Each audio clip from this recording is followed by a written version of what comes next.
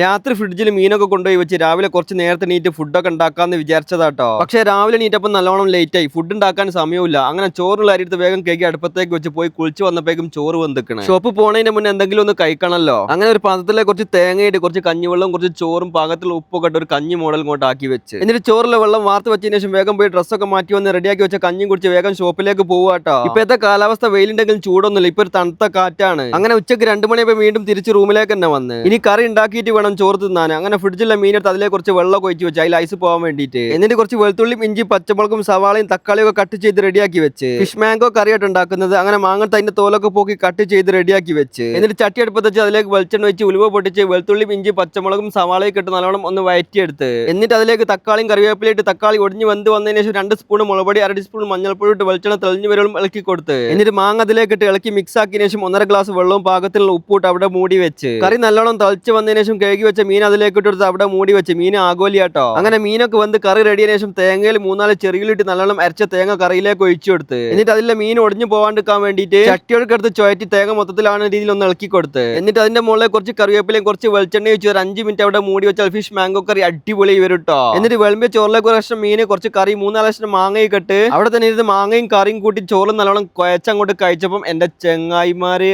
അടിപൊളി ട്ടോ. നാവുന്ന് ഇപ്പോഴും അതിന്റെ രുചി പോകുന്നില്ല. പിന്നെ വീഡിയോ ഇഷ്ടപ്പെട്ടാൽ ഒരു ലൈക്കും ഷെയറും ചെയ്യാൻ മറക്കല്ലേ.